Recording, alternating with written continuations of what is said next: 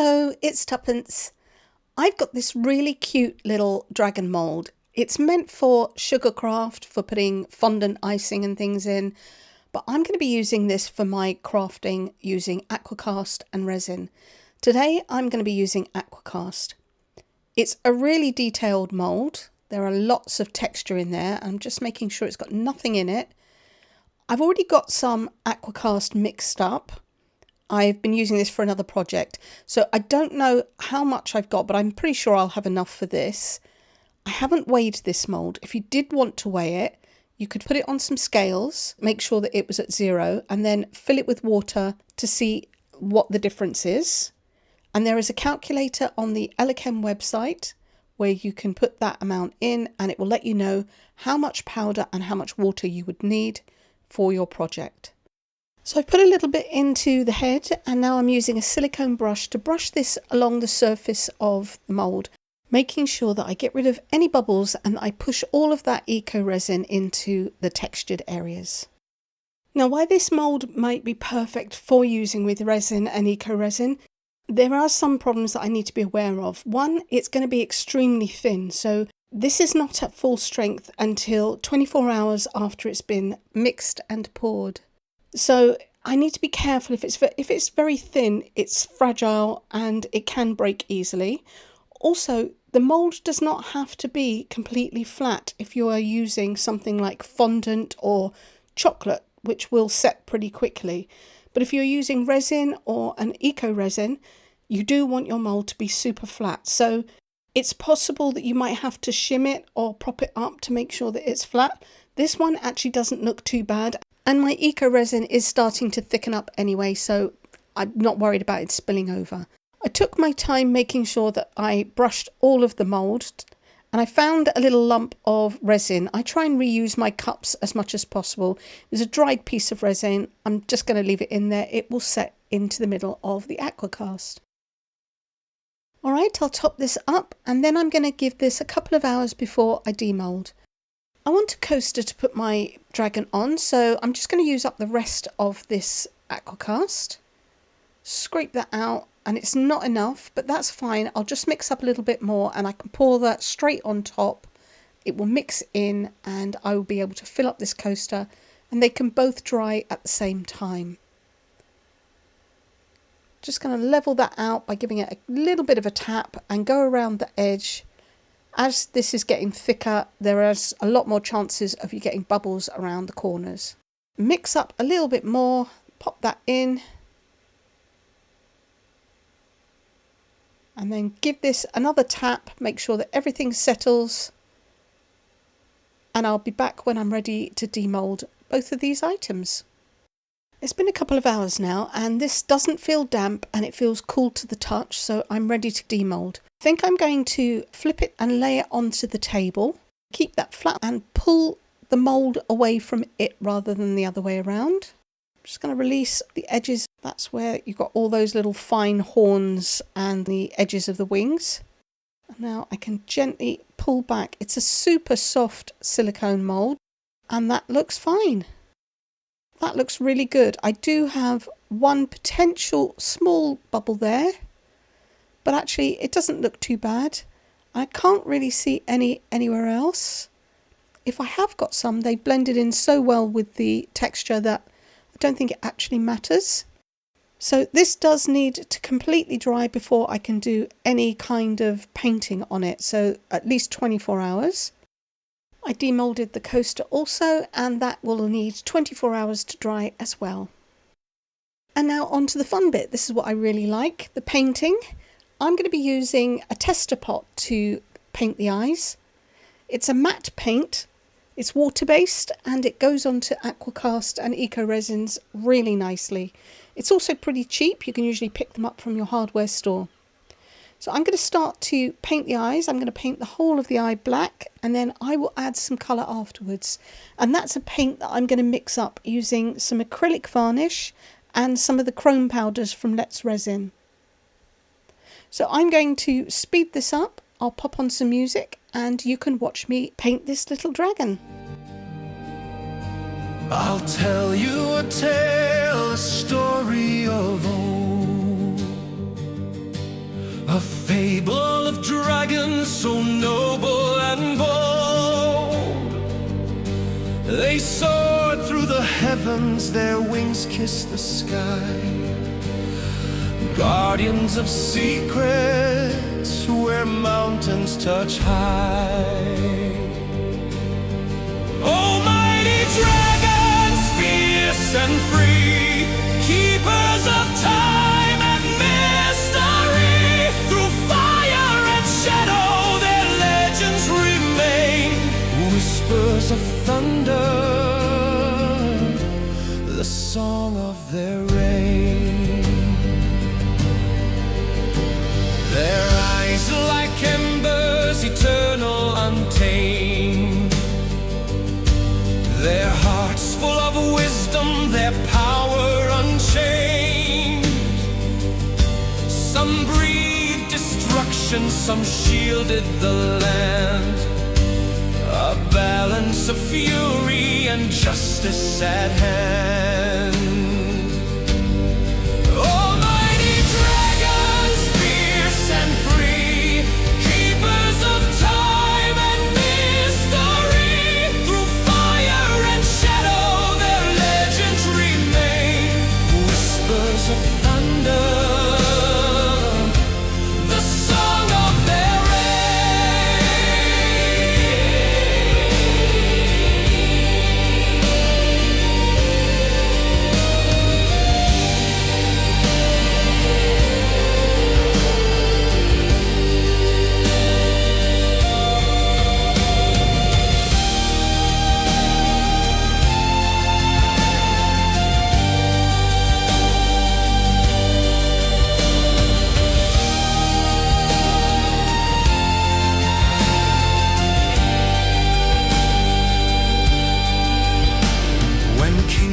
did falter, when heroes had failed. The dragons rose roaring, their glory unveiled. Though centuries vanish and empires decay, the echo of dragons will never give way. Almighty dragons, fierce and free, keepers of time and mystery. Through fire and shadow their legends remain. Whispers of thunder, the song of their reign.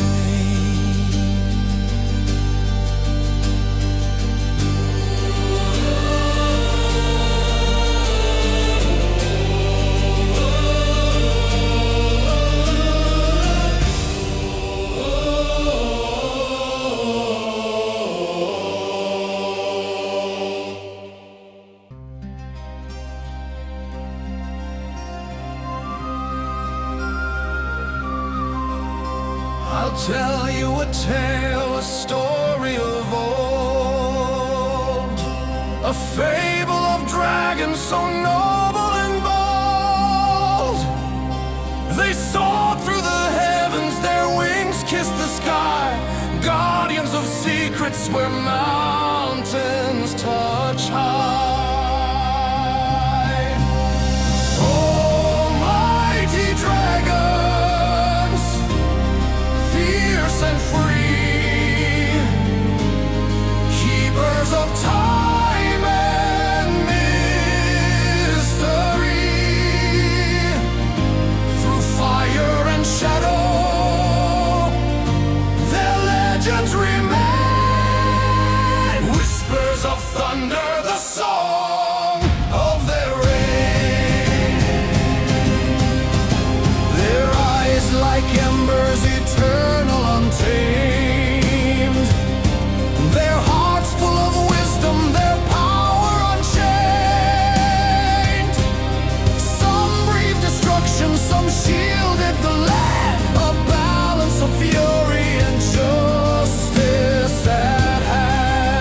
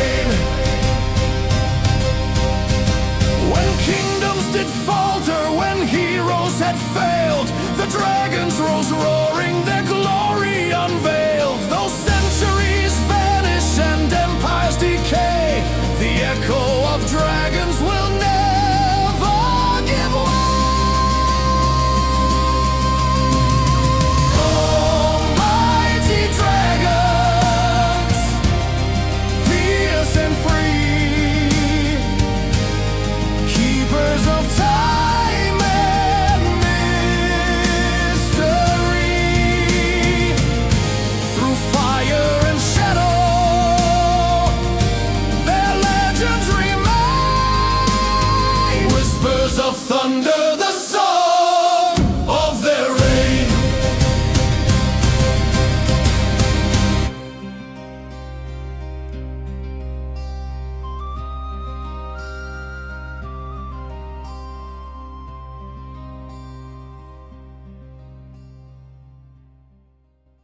As if he wasn't cute enough, I'm going to add a couple of the white dots to the eyes. You find this in the kawaii kind of characters, and it really does make the eyes come to life. So I'll put 2 dots in there, and then the dots on the top, I'm going to make those slightly larger. I have waited for all of this paint to dry, and using the acrylic varnish, it dries really quickly. I'm going to let this completely dry, and then I can give this a coat of UV resin. This one is from Let's Resin. So I'm just going to put a dot on one of the eye and use a brush to spread that out. Although the paint is glittery, it isn't really shiny. This just gives it another layer and makes it look even more cute. I'm going to spread that over both of the eyes, and this brush can be washed using some alcohol and then wiped off on a paper towel so that you can keep reusing it. Okay, once these are covered, I'm going to pop this underneath my UV lamp and I'll cure that for 5 minutes. The paint is mixed with an acrylic varnish, so it doesn't really need sealing. And I'm putting some UV resin on the wings, not to seal them, but to use it as a glue. I'm not trying to cover the whole of the wing. I just want to use a little bit, brush it out. And then I can add a little bit of sparkle.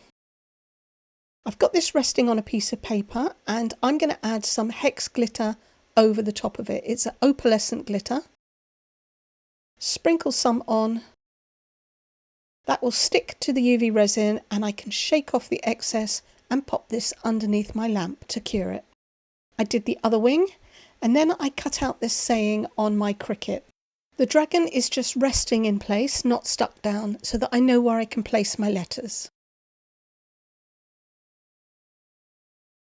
Just move that out the way. I'm using my fingernail to make sure that this is rubbed down, and then I can peel off the transfer paper.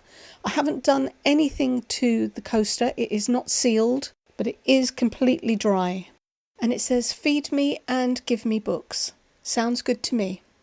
Okay, now I can use some B7000 glue to stick down my dragon. Pop that in place. And I'm going to leave this until this is completely cured. Okay, I have a couple of pieces of scrap wood, and I'm going to turn this into a plaque. So I've just sanded this piece and done nothing else to it. And this is a wedge from an IKEA shelf. I've just cut that at an angle. I'm going to use that as a backstop to hold up the plaque. So I will stick that down onto the bottom piece, and then I can glue the plaque onto that. So I'll just show you, just try and turn it around and hold it, but you get the idea. You understand what I mean, I'm sure. Okay, so I'll pop that to the side, and I need to glue this down first. I'm going to use a combination of super glue, which will give me the instant grab, and some B7000, which is a little bit more flexible, but it does take 45 minutes to set enough and 24 hours to set completely. So I'm just drawing around the outside, making a border, and then I'll pop the super glue in the middle.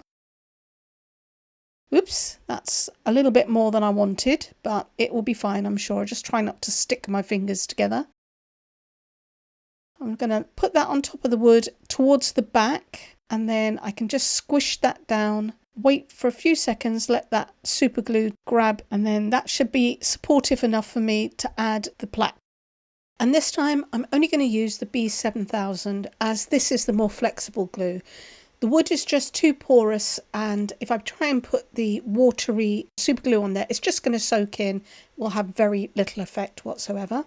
So I'm going to make sure I give this a good amount of coverage, and I'm also going to put some at the base of the wedge. Then I can hold the plaque up, and as I say, this is going to take 45 minutes to set. I cannot sit here for 45 minutes holding it, so I'm just going to hold this in place for a few seconds, make sure that it is grabbed on, Then I can use some UV bonding resin to add a small bead along the edges on the back. So I'll just put a bead there. And then I can use this torch which comes in the kit to expose it to UV light. It only takes about 10 seconds and that will set instantly. And this will be enough just to hold this in place until that B7000 glue goes off. I put a bead along the top and just a small one down both sides so it can still get some air under there. And there you go. I think a book lover would love this. I really love him. So maybe give Sugarcraft Moulds another look for your resin and your eco-resins. They're really so much fun to just paint, and that makes a perfect gift on its own, or mount it onto a coaster for a plaque. I hope you've liked this video. If you have, please give me a thumbs up, comment, share, subscribe if you haven't. It's free and you'll be able to see what I'm going to make next time. Thank you so much for watching. Take care. Bye.